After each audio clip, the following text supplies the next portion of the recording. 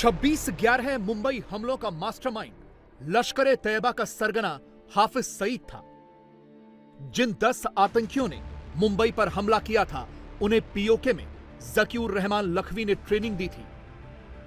मुंबई की जिन जगहों पर हमला करना था, उसकी रेकी डेविड कोलमैन हेडली ने की थी। साजिद मीर ने हमले के दौरान आतंकियों के हैंडलर की भूमिका निभाई थी।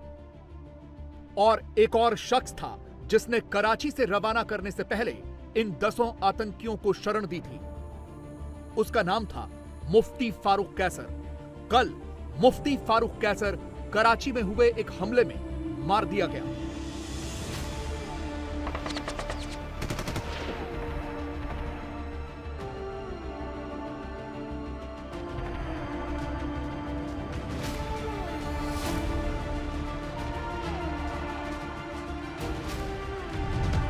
सोलह वर्षों के बाद 26/11 के हमलों का बदला लिया जा रहा है। आतंकियों के स्वर्ग पाकिस्तान में ही अब आतंकी मारे जा रहे हैं। कनाडा में खालिस्तान के और पाकिस्तान में लश्कर से लेकर जैश तक के आतंकियों में खौफ फैला है।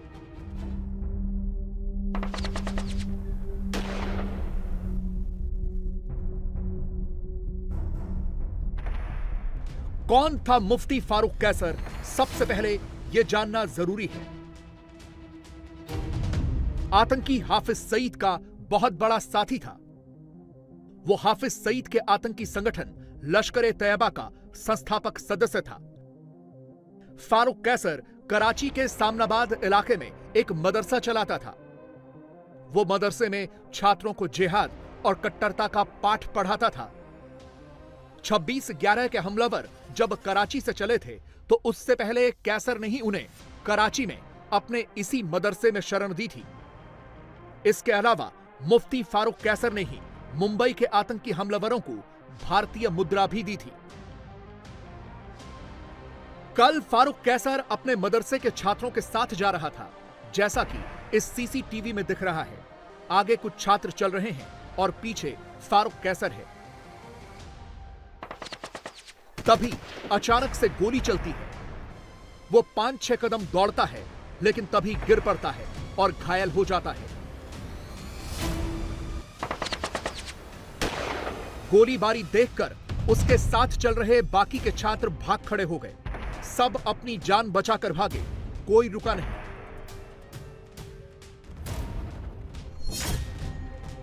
फारूक कैसर को तुरंत अस्पताल ले जाया गया, लेकिन अस्पताल में 26/11 हमले का एक और आरोपी मुफ्ती फारूक कैसर जहन्नुम रसीद हो गया। पाकिस्तान के सारे आतंकवादी इस वक्त शॉक और कोमा में हैं। उन्हें यकीन नहीं हो रहा कि कैसे काम चलेगा। पाकिस्तान से ये खबरें निकल कर आ रही हैं कि इस घटना के बाद जेल में हाफिज सईद की सिक्योरिटी बहुत टाइट कर दी गई है। पिछले साल दुनिया को दिखाने के लिए पाकिस्तान ने हाफिज सईद को 31 साल की जेल की सजा सुनाई है। हाफिज सईद टेरर फाइनेंसिंग का आरोपी है, लेकिन यह भी पता चला है कि जेल में हाफिज सईद को पूरी सुविधाएं दी जाती हैं। सजा तो बस दुनिया को दिखाने के लिए दी गई है।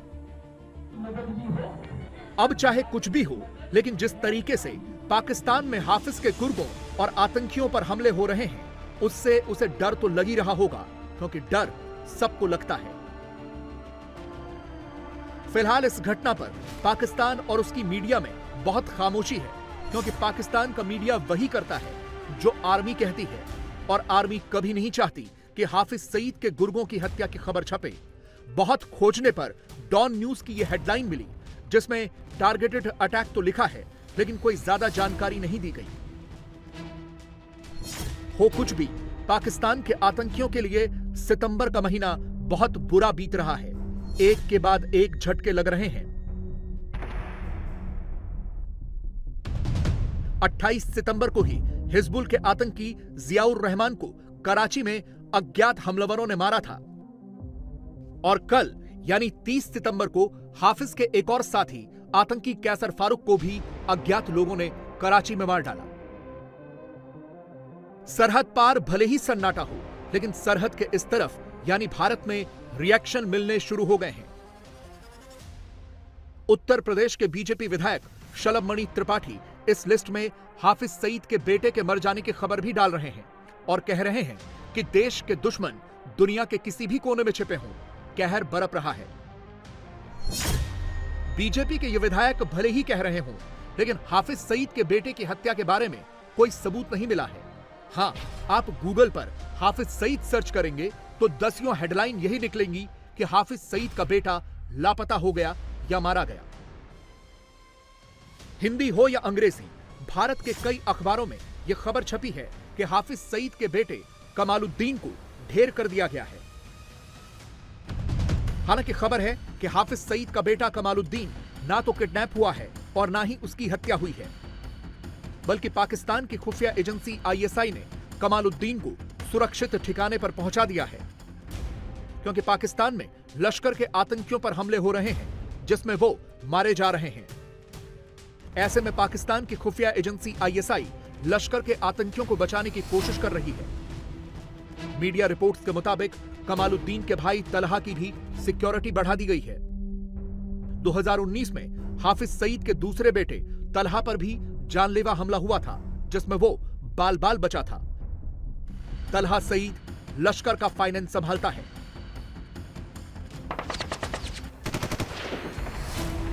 पाकिस्तान में आतंकी हमले में मारे भी जा रहे हैं और आतंकी हमले भी हो रहे हैं।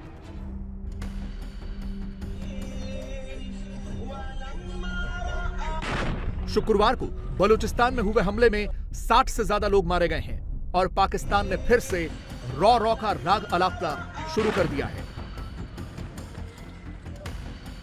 कहते हैं जी राह मुलव्वस है। आप किस चीज में मुलव्वस हैं? आप रोक क्यों नहीं रहे राह को भैया? अगर आप में इतना तपड़ है फिर तो आप रोकते क्यों नहीं उसको? और अपना होमवर्क ना करें। अब टीटीपी ने कहा है हमने नहीं किया, फिर आपने पहले आपकी कोशिश यही थी। मैं बिल्कुल इसको वॉच कर रहा था बड़ा क्लोजली। पहले ये सोचते रहे शायद टीटीपी ने किया, उन्होंने कहा भाई हमने नहीं किया। फिर ये सोचते रहे आईएसआई ने किया होगा, उसके पीछे ये जाने की कोशिश करते रहे। अब तीसरा वहां से भी कुछ नहीं मिला, इन्होंने राह पे लगा दिया। जिस चीज को इन्होंने जिसके बारे में जवाब ना देना हो, जिस चीज का चैप्टर क्लोज करना हो, ये फौरन कह देते हैं ये जी राह ने किया है, फिर उसके बाद स्टोरी खत्म। बड़ी बात यह है कि देश के बाहर भी भारत के दुश्मनों का सफाया हो रहा है। पिछले 1.5 से 2 साल में बहुत से दुश्मनों का सफाया हो चुका है। अब एक एक करके नाम नोट करते जाइए। इंडियन एयरलाइंस के विमान IC-814 का हाईजैकर जहूर मिस्त्री पिछले साल कराची में मारा गया। 1985 की एयर इंडिया कनिष्क में बॉम्बिंग का आरोपी रिपुदमन सिंह मलिक कनाडा के सरे में मारा गया। नवंबर 2022 में खालिस्तानी आतंकवादी हरविंदर सिंह रिंदा पाकिस्तान के लाहौर में मारा गया। नवंबर 2022 में ही इटली में खालिस्तानी आतंकी हैप्पी संघेड़ा की हत्या हुई। जनवरी 2023 में लाहौर में खालिस्तानी आतंकी हरमीत सिंह उर्फ हैप्पी की हत्या हुई। 6 मई 2023 को लाहौर में एक और खालिस्तान कमांडो फोर्स का चीफ परमजीत सिंह पंजवड़ मारा गया। 15 जून 2023 को लंदन में अमृतपाल के हैंडलर अवतार सिंह खंडा की मौत हुई। 18 जून को कनाडा के सरे में खालिस्तान टाइगर फोर्स के चीफ हरदीप सिंह निज्जर की हत्या हुई। 8 सितंबर को लश्कर के कमांडर रियाज उर्फ अबू कासिम कश्मीरी की पीओके के एक मस्जिद में हत्या हुई। 21 सितंबर को कनाडा के विनिपिग में खालिस्तान समर्थक गैंगस्टर सुखदूल सिंह गिल उर्फ सुक्खा दुनिक्का मारा गया। 28 सितंबर को कराची में हिजबुल का आतंकी जियाउर रहमान मारा गया। और अब 30 सितंबर को कराची में लश्कर का एक और आतंकी मुफ्ती कैसर फारूक मारा गया है। यानी पाकिस्तान से लेकर कनाडा तक धड़ाधड़ आतंकवादी मारे जा रहे हैं। इसीलिए तो आतंकियों में डर फैला हुआ है। खालिस्तान और पाकिस्तानी आतंकियों का यह डर पाकिस्तान से लेकर कनाडा तक और इंग्लैंड से लेकर स्कॉटलैंड तक फैला हुआ है। खालिस्तानियों का यही फ्रस्ट्रेशन कनाडा से 5729 किलोमीटर दूर स्कॉटलैंड के ग्लासगो में भी दिख रहा है। यह वीडियो ग्लासगो के गुरुद्वारे का है, जहां खालिस्तानी ब्रिटेन में भारत के उच्चायुक्त विक्रम दोराईस्वामी का न सिर्फ विरोध कर रहे हैं, बल्कि उन पर हमला करने की भी कोशिश कर रहे हैं।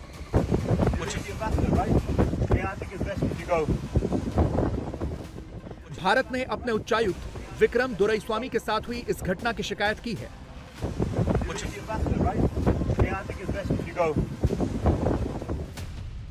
मारपीट और हमला करने की कोशिश करने वाले खालिस्तानी समर्थकों के खिलाफ ब्रिटिश विदेश कार्यालय और मेट्रोपॉलिटन पुलिस में रिपोर्ट दर्ज करवा दी गई है। जांच में पता चला है कि भारतीय उच्चायुक्त पर हमला करने वाले 3 खालिस्तानी समर्थक स्थानीय नहीं हैं और सभी स्कॉटलैंड के बाहर के इलाकों से आए थे। ये जो वीडियो आप देख रहे हैं, ये वही खालिस्तानी बना रहे हैं ताकि वो इस वीडियो के जरिए अपना प्रोपेगेंडा फैला सकें, और वो यही कर रहे हैं। वीडियो के अंत में इसे कनाडा में हुए घटनाक्रमों का बदला बता रहे हैं। ਪਰ ਅਸੀਂ ਅੱਜ ਦੇਖ ਸਕਦੇ ਹਾਂ ਜੋ ਹਾਲਾਤ ਪੰਥ ਦੇ ਵਿੱਚ ਬਣੇ ਆ। ਭਾਰਤੀ ਰਾਸ਼ਟਰਵਾਦ ਦੇ ਕਰਿੰਦੇ ਕੈਨੇਡਾ ਜਾ ਕੇ ਸਾਡੇ ਸਿੰਘ ਸ਼ਹੀਦ ਕਰਦੇ, ਇੰਗਲੈਂਡ ਆਣ ਕੇ ਸਾਡੇ ਸਿੰਘ ਸ਼ਹੀਦ ਕਰਦੇ। ਗੁਰਦੁਆਰਿਆਂ ਦੇ ਪ੍ਰਬੰਧਾਂ ਨੂੰ ਆਪਣੀਆਂ ਜ਼ਿੰਮੇਵਾਰੀਆਂ ਸਮਝਣੀਆਂ ਚਾਹੀਦੀਆਂ ਕਿ ਅੱਜ ਦੇ ਸਮੇਂ ਜਿਹੜਾ ਬਣਦਾ ਹੋਇਆ ਪਾਬੰਦ ਆਇਆ ਨਾ ਰਾਜਦੂਤਾਂ ਤੇ ਲਾਉਣਾ ਚਾਹੀਦਾ ਤੇ ਦੁਨੀਆ ਭਰ ਦੇ ਪੰਥਿਕ ਨੌਜਵਾਨਾਂ ਨੂੰ ਆਪਣੀ ਜ਼ਿੰਮੇਵਾਰੀ ਸਮਝਦਿਆਂ ਹੋਇਆ ਇੱਥੇ ਇਹਨਾਂ ਦਾ ਹਰ ਮੋੜ ਦੇ ਉੱਤੇ ਵਿਰੋਧ ਕਰਨਾ ਚਾਹੀਦਾ, ਜਿੱਦਾਂ ਅੱਜ ਗਲਾਸਗੋ ਗੁਰਦੁਆਰਾ ਹੀ ਹੋਇਆ। ਵਾਹਿਗੁਰੂ ਜੀ ਕਾ ਖਾਲਸਾ, ਵਾਹਿਗੁਰੂ ਜੀ ਕੀ ਫਤਿਹ। As you've just seen, we're here at the Guru Granth Sahib Gurdwara in Glasgow. We heard that the Indian ambassador from London and Edinburgh were going to be here. We got to the Gurdwara. There was no. We weren't rude. We were very kind of went to the Gurdwara, did matha tek. We had langar, and then we came outside because we heard the car had come up, and they got to the car park here. They saw that 3 Singhs were stood here, and they turned the car around and went. This is exactly how we should be greeting any Indian ambassador, anyone from the Indian government who comes to the Gurudwara in an official capacity under any excuse of doing visa applications or whatever it might be. We know the games that they're playing. We know what's happened in Canada. Gurdwara में counsellor और समुदाय के मुद्दों पर चर्चा करने के लिए एक बातचीत आयोजित की गई थी और इसीलिए भारतीय उच्चायुक्त वहां गए थे, लेकिन तभी उनके ऊपर यह हमला हुआ। खालिस्तानी चरमपंथियों ने भारतीय उच्चायुक्त की कार का दरवाजा भी बहुत हिंसक तरीके से खोलने की कोशिश की।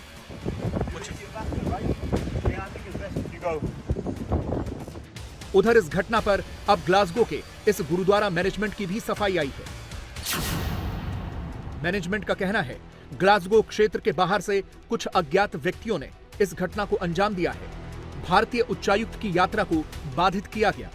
भारतीय उच्चायुक्त के जाने के बाद भी इन उपद्रवी लोगों ने गुरुद्वारा परिसर में लोगों को परेशान करना जारी रखा। स्कॉटलैंड पुलिस ने मामले का संज्ञान लिया है। ग्लासगो गुरुद्वारा इसकी निंदा करता है। गुरुद्वारा सभी लोगों के लिए, सभी समुदायों के लिए खुला है। दूसरी तरफ इंग्लैंड में खालिस्तानियों की करतूतों और गुंडागर्दी की पोल खोलता एक ये वीडियो भी वायरल है। ये खुद एक सिख हैं, भारत की बात करते हैं तो इंग्लैंड के खालिस्तानियों ने इनका जीना मुहाल कर दिया है। खुद इन्हीं से सुन लीजिए। हरमन जी है और हम the purpose of making this video is to show that कि हाउंसलो और लंदन कितना सेफ है हम इंडियनों के लिए और लोगों के लिए जो हरमन जी जैसे है जो अपने स्टैंड के लिए खड़े हैं। हरमन जी क्या हुआ? सबको सत श्री अकाल, राम राम और जय हिंद। मैं हरमन सिख हूं एक, और मैं इन खुतिस्तानियों के खिलाफ हूं। इनके खिलाफ मैं बोलता हूं इंग्लैंड के अंदर। तो ये पिछले 8 महीने से लगे हैं मेरे पे हमले कई बार कर दिए। ये मेरा मुंह बंद करना चाहते हैं और कल रात से एकदम से इनके फिर से फोन आने शुरू हो गए कि हम तेरे को मारने आ रहे हैं, तेरे को जान से मार देंगे, चुप हो जा। तो कल रात को मेरे घर के बाहर आए। पहले तो रात को गाड़ियों पे पेंट फेंक के गए लाल कलर का, बताने के लिए कि खून के धब्बे हैं, अब तुम्हारी बारी है। उसके बाद अब आधे घंटे पहले उन्होंने अभी ये गोली मार के गए गाड़ी के अंदर। खालिस्तानी की खोतिस्तानी इंग्लैंड के अंदर दरिंदगी फैला रहे हैं, आम आदमी को मारने की कोशिश कर रहे हैं, जो सच बोल रहे हैं उसको चुप कराने की कोशिश कर रहे हैं। तो किस तरह का डर है वो हम आपको दिखाने की कोशिश कर रहे हैं। यानी हाफिज सईद और उसके तमाम जो उस तरह के लोग हैं, वो तमाम लोग जो हैं इस वक्त डर में हैं, खौफ में हैं। इंडिया टीवी ने भी हरमन सिंह से बात करके उनका दर्द जानने की कोशिश की। आपके साथ क्या हुआ? आपकी गाड़ी के ऊपर हमला हुआ, खालिस्तानी आए, उन्होंने क्या किया आपके साथ? आपके घर के ऊपर कैसे अटैक किया? क्या फायरिंग की उन्होंने? क्या सिचुएशन है और क्या कंप्लेंट की आपने अभी तक इसकी? मैं रात को घर पहुंचा 12 बजे करीब, मगर उससे पहले 12 बजे घर पहुंचे से पहले कल रात को मुझे काम के 4-5 फोन आए थे खोतिस्तानियों के। इनको मैं खोतिस्तानी बोलता हूँ, sorry. I don't call them Khalistani, क्योंकि Khalsa is very pure word, so I don't use Khalistan, I use Khotistan. तो मुझे कल रात को 4-5 फोन आए खोतिस्तानियों के कि we are coming to kill you, बच के रहे या बोलना बंद कर हमारे खिलाफ, अदरवाइज हम आ रहे हैं तुमको मारने के लिए। मेरे पे हमले पहले भी हो चुके हैं, लेकिन वो बातें पुरानी हो गई हैं। लेकिन रात को घर पहुंचा और सुबह जब सो के उठा मैं, तो बाहर गया 7 बजे, तो देखा मेरी गाड़ी पे लाल रंग का निशान थे बहुत सारे, जैसे किसी ने खून फेंक दिया हो। कोई बात नहीं, उसके बाद में वापस अंदर आया, फिर पुलिस को फोन किया, फिर I went to police station, और जब तक मुझको 3-4 घंटे लगे रिपोर्ट लिखवाने में, वापस घर पहुंचा। उस दरमियान somebody drive past, they shoot on my car। वापस मैंने फिर पुलिस को फोन किया, फिर पुलिस आई फटाफट से देखने के लिए, लेकिन पुलिस ने कुछ कार्रवाई नहीं की। जैसे मैंने उनको कहा कि I know the addresses of the people who attacked me before, मैंने आपको उनके एड्रेसेस नेम सब दिए हुए हैं, तो आप जाके अरेस्ट करो। वो लोग मुझ पे फिर से हमला कर रहे हैं। पुलिस बोलती है we don't have enough evidence to arrest anyone. तो अभी कैमरे में कोई नहीं आया तो हम कुछ नहीं कर सकते। तो उनका कहने का मतलब है जब तक मैं जान से नहीं मारा जाऊंगा, they will not do anything. क्या इंडिया के मोस्ट वांटेड आतंकवादी हाफिज सईद पर पहली स्ट्राइक हो गई है? क्या हाफिज सईद एंड फैमिली पर पहला हमला हो गया है? आतंकवादी हाफिज सईद का आतंकी बेटा तलहा सईद जिंदा है या मारा गया? क्या मुंबई हमलों के 15 साल बाद हिंदुस्तान ने अपना पहला बदला ले लिया है या बदला लेना अभी बाकी है? पाकिस्तान में सबको सांप सूंघ गया है। हिंदुस्तान के बदले का खौफ इस कदर हावी है कि हर कोई हाफिज को ही ढूंढ रहा है, हाफिज और उसके परिवार के बारे में ही पूछ रहा है।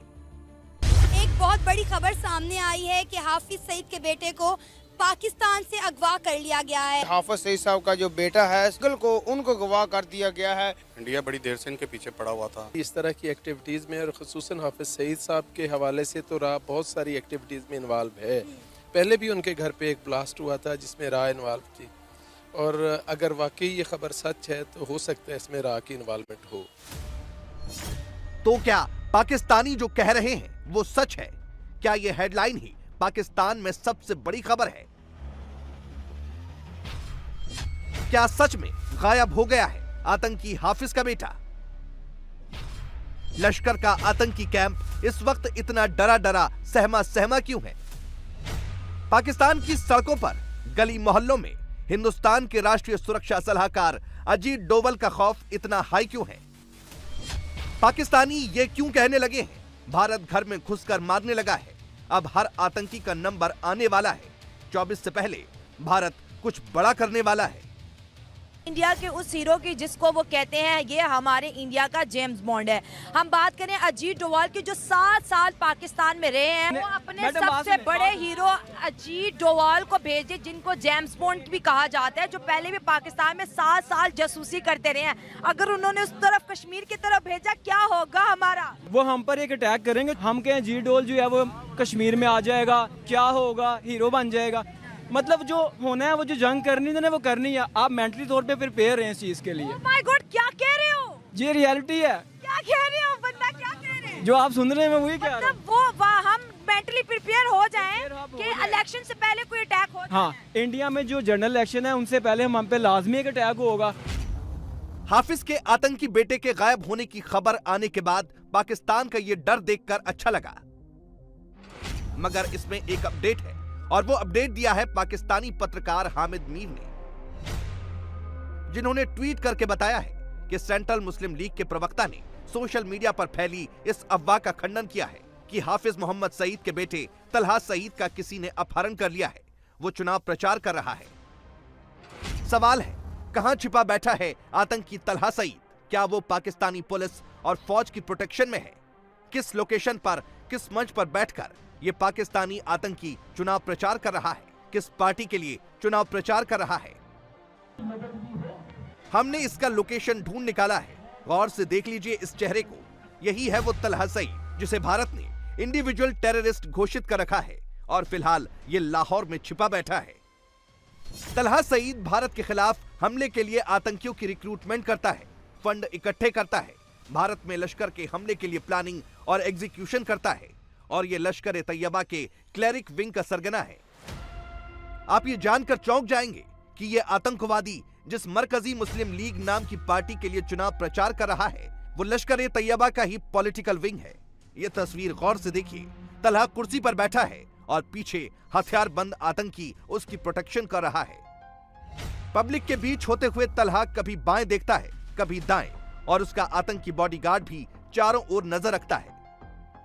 पाकिस्तान में इस आतंकी की सिक्योरिटी कितनी टाइट है, इसे इस तस्वीर से भी समझिए। तलहा के पीछे एक और उससे थोड़ी दूर पर दूसरा आतंकी उसे प्रोटेक्ट कर रहा है। अब यह पाकिस्तान जैसे देश में ही संभव है कि आतंक के सबसे बड़े नाम यानी हाफिज का बेटा वहां वीवीआईपी है, मगर तमाम संकेत तो यही मिल रहे हैं कि अब वाकई में इस आतंकी के दिन खत्म होने वाले हैं। हम ऐसा क्यों कह रहे हैं, इसे तलहा सईद के इस वीडियो से समझिए। वीडियो इसी साल का है जब वो किसी मस्जिद में तकरीर करने पहुंचा था। वीडियो गौर से देखिए। इसका दायां हाथ या तो फ्रैक्चर था या फिर वो किसी हमले में घायल हुआ था। इसी के बाद अब अचानक इसके गायब होने की खबर उड़ी और पाकिस्तान की सांसें थम गई। हाफिज के आतंकी बेटे को चाहने वालों ने उसका एक वीडियो जारी करके ये बताने की कोशिश तो की कि वो फिलहाल सेफ है, लेकिन कब तक सेफ है ये खुद पाकिस्तानी नहीं जानते। वो तो डर के मारे कांप रहे हैं, भारत का ही नाम ले रहे हैं। अली शान, आपको पता होगा जो हाफिज सईद हैं, मंगल के रोज उनका जो बेटा था वो अगवा हो गया और कहा जा रहा है कि इसमें इंडिया का हाथ है, रॉ मुलव्विस है, क्या कहोगे? जी बिस्मिल्लाहिर्रहमानिर्रहीम। आपने मुझे जो खबर सुनाई है बहुत अफसोसनाक वाक़या है। जो आपने अल्हम्दुलिल्लाह वो मेरी जमात है, जमात उद्दावा से अल्हम्दुलिल्लाह हम तल्लक रखते हैं, बहुत अच्छा गहरा तल्लक है। तो ये बात बिल्कुल ऐसी है जैसा कि आप देख लें हाफिज़ मोहम्मद सईद साहब जो कि जमात के एक लीडर हैं, हमारी जो जमात को चलाते हैं, आगे लेकर चलते हैं।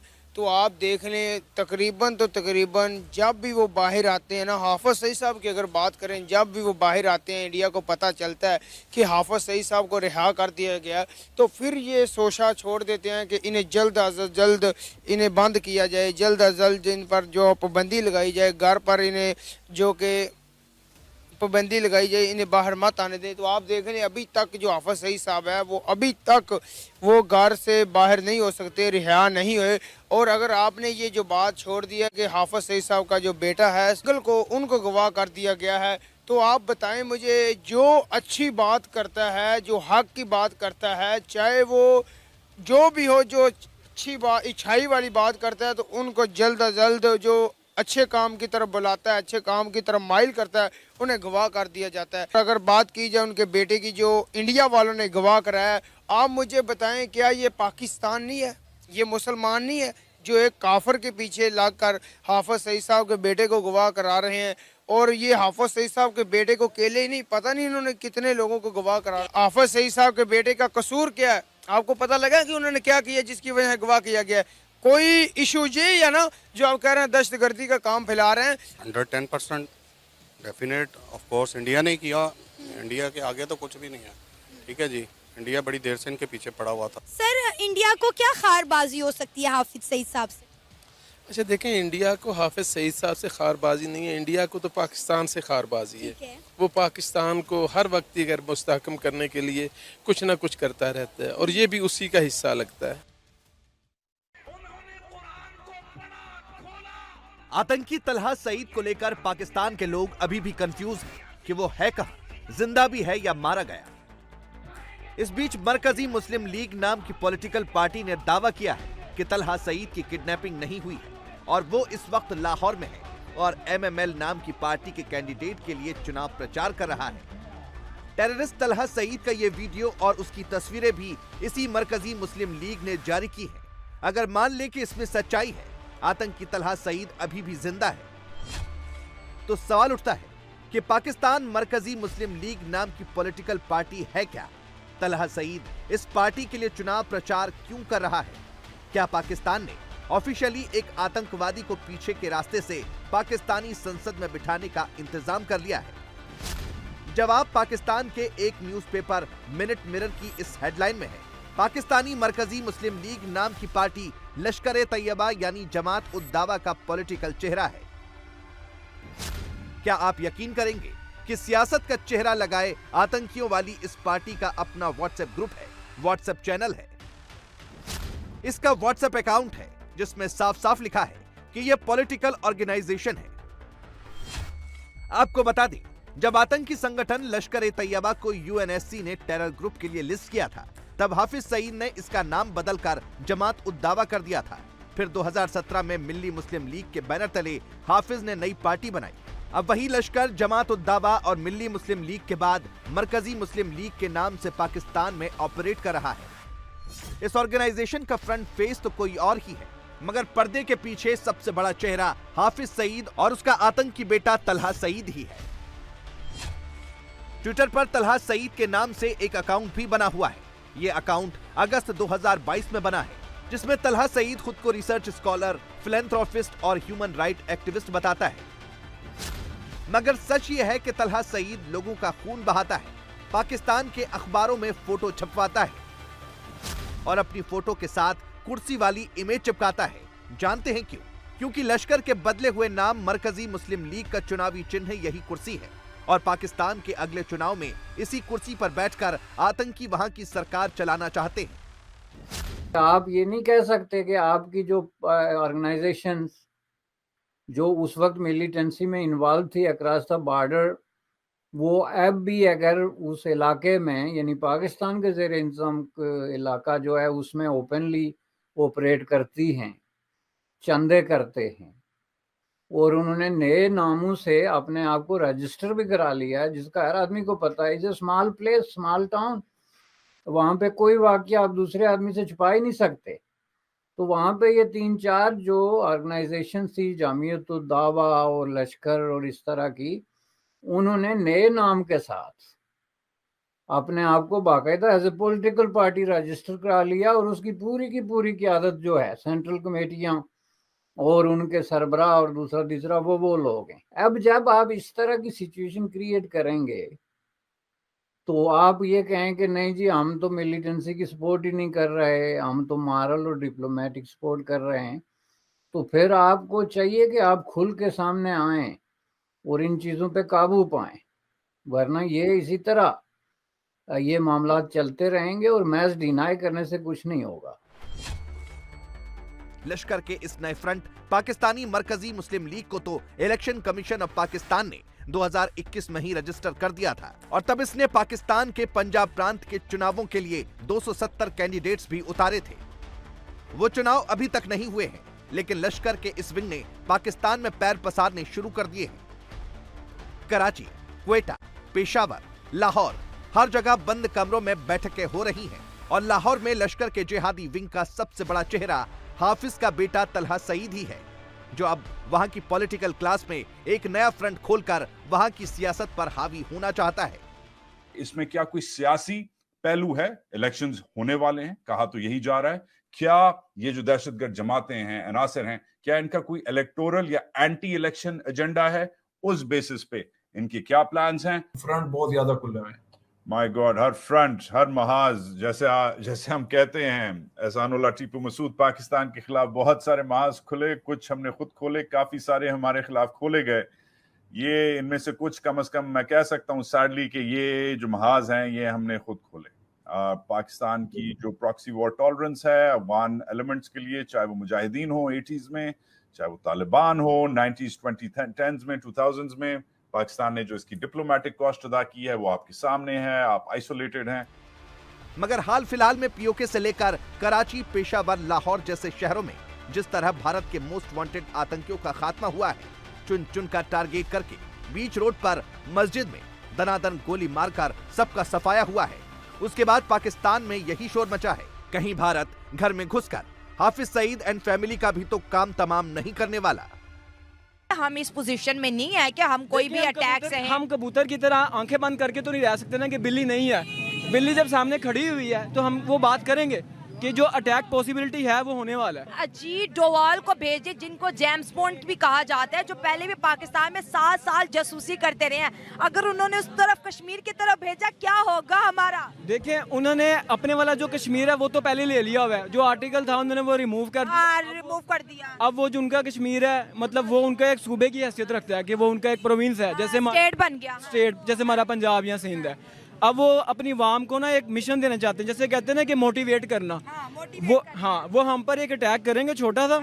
उसके बाद आपको पता है कि करेंगे? देखिए हर जगह जैसे आपने मुझे कहा कि वो करना चाह रहे हैं। आपको पहले से कहाँ किसी खबर आ गई? आपको कैसे आ गई खबर कि वो? तो मेरा तो काम है, आपका खबरें कहाँ से मिल रही है अटैक की? हम भी तो देखिए न्यूज़ सुनते हैं ना, हर तरीके से आप तरह के जर्नलिस्ट को सुनते हैं, तो वहीं से हमें भी खबरें आ गई।